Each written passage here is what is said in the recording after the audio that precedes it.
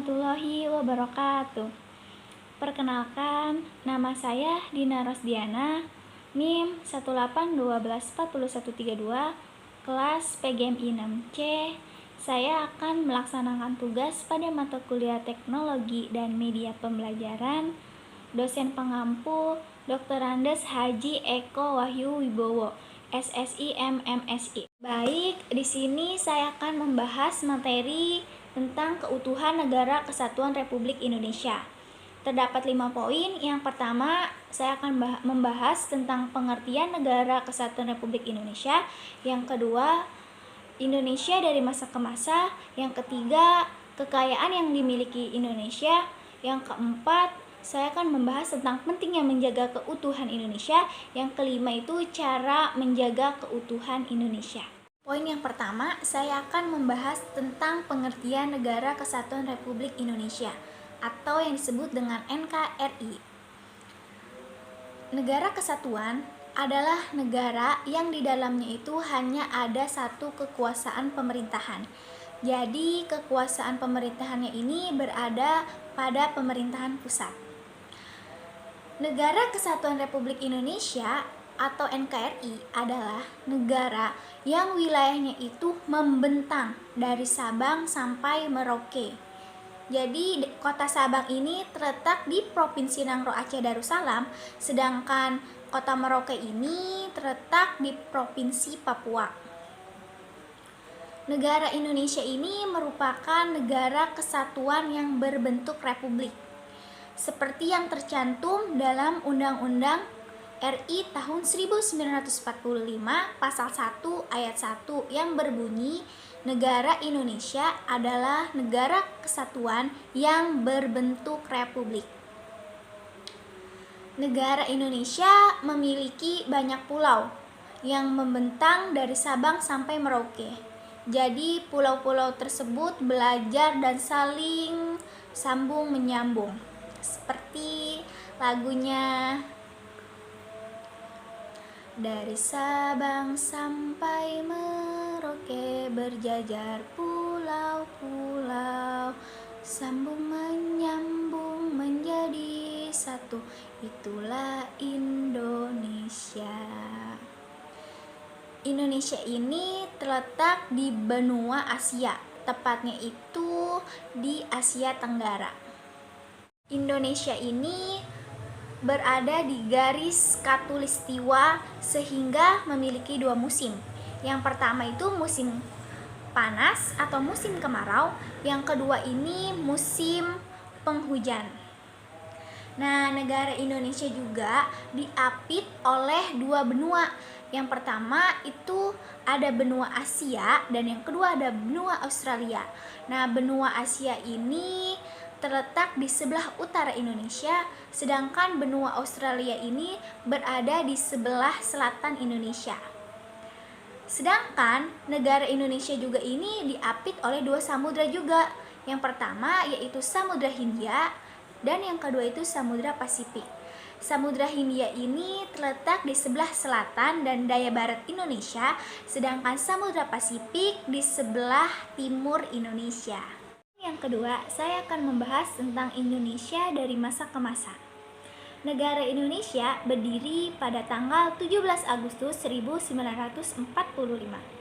Nah, pada hari itu Insinyur Soekarno dan Muhammad Hatta ini memproklamasikan kemerdekaan negara Indonesia.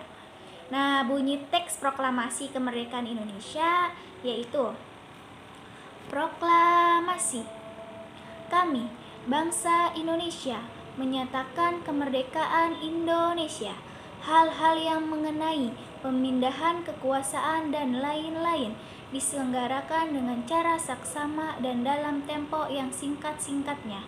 Jakarta, 17 Agustus 1945. Atas nama bangsa Indonesia, Soekarno-Hatta. Jadi, Indonesia ini kemerdekaannya itu pada tanggal 17 Agustus 1945. Insinyur Soekarno dan Muhammad Hatta ini memproklamasikan kemerdekaan negara Indonesia.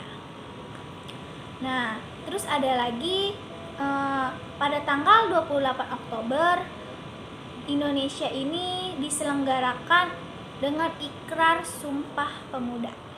Jadi, pada tanggal 28 Oktober ini disebut dengan Hari Sumpah Pemuda. Yang ketiga, membahas tentang kekayaan yang dimiliki Indonesia. Terdiri atas ribuan pulau yang membentang dari kota Sabang sampai kota Merauke, membuat Indonesia kaya raya dan dikenal oleh negara-negara di seluruh dunia. Kekayaan yang dimiliki Indonesia terbagi menjadi 3 jenis. Yang pertama, kekayaan kebudayaan dan kesenian.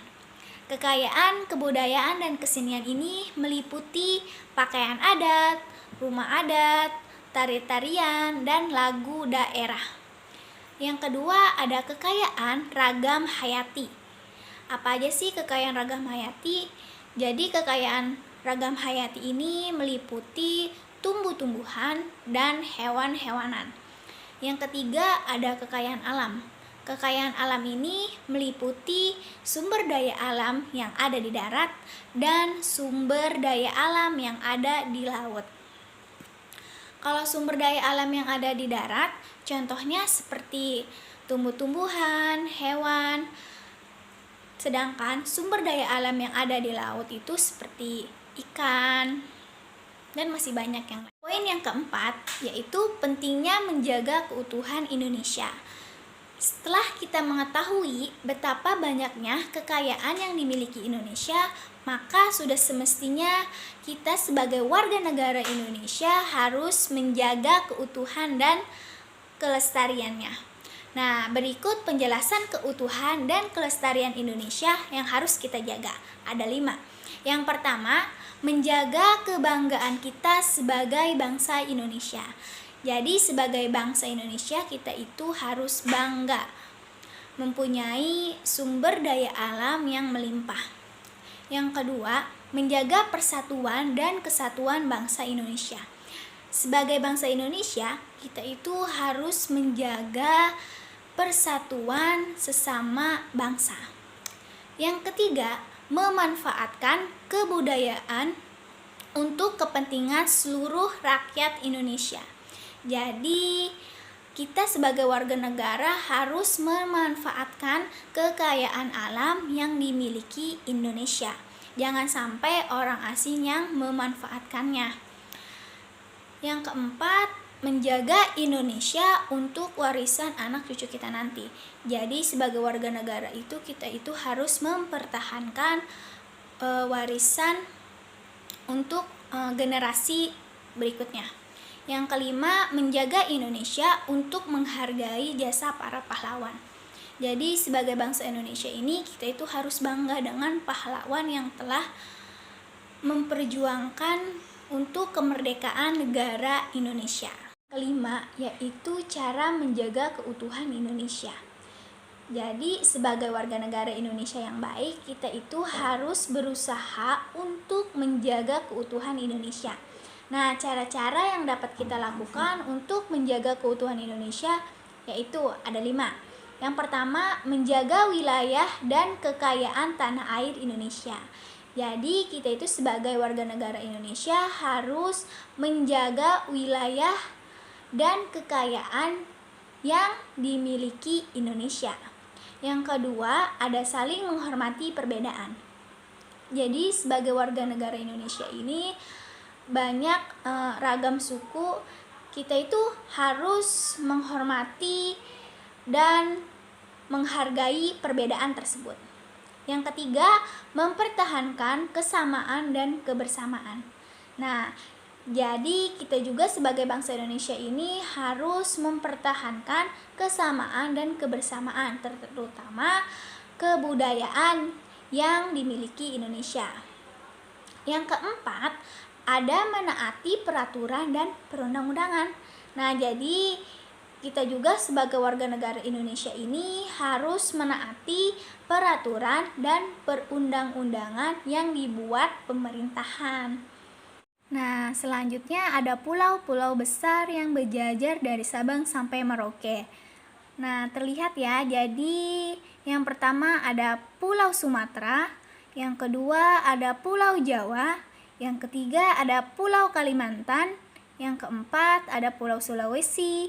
Yang kelima ada Pulau Papua. Dan yang keenam ada Pulau Bali. Nah, yang terakhir ada kekayaan milik Indonesia. Tuh, yang pertama ada kekayaan kebudayaan dan kesenian. Selanjutnya ada kekayaan ragam hayati dan kekayaan alam.